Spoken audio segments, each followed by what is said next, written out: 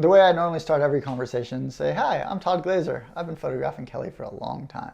That's how I start all my conversations, just like that.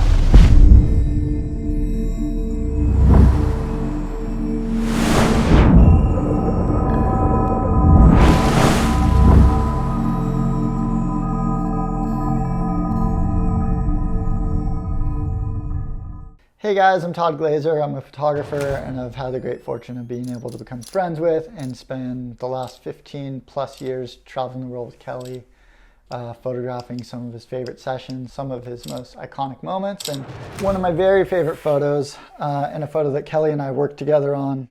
I'm very proud of this image because it's one of the first images that launched the Slater Designs brand.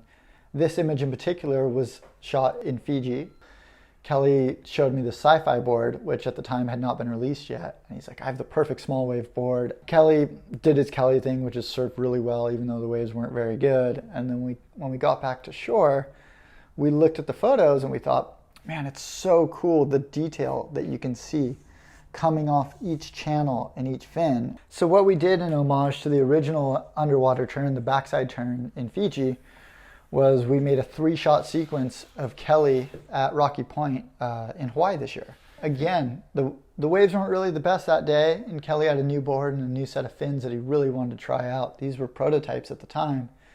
And so I thought, what better way to photograph kind of a smaller day, even though smaller, kind of windier day, would be to go underwater and try to show that the way the water flows off the fins, because that's what's so interesting to me.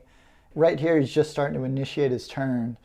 And when you're shooting underwater, you really only have about 3 feet on either side of room for error for them to do their best turn, but also to get your focus right and also to compose it well. So there's a lot happening. And when you're shooting underwater, as soon as he takes off on a wave, I hold my breath, go under, and I'm really just trying to anticipate where he is. So here's the first shot of the sequence as he's initiating his turn.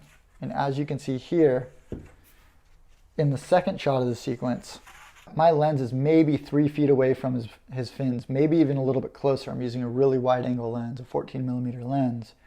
But from here to here, I find very interesting this line of water. And you can see how it goes from the front third of his rail all the way through the concave of the bottom of the board and rounding all the way back here. It's almost like an S. When we move into the third shot of the sequence, you can see he's fully on rail. It's actually slid just a little bit. You can see the spray dispersing. That initial S that was on the fins has now been released and there's more weight coming off the other edge of his fin. As a photographer, this is what I love. I've seen Kelly ride a lot of boards and try a lot of different fin setups, but to me, the arc that he makes and the drive that he has on this fin setup is a classic example of a 2+1. It's on rail drive with a controlled slide, which is a classic 2+1 Kelly Slater turn.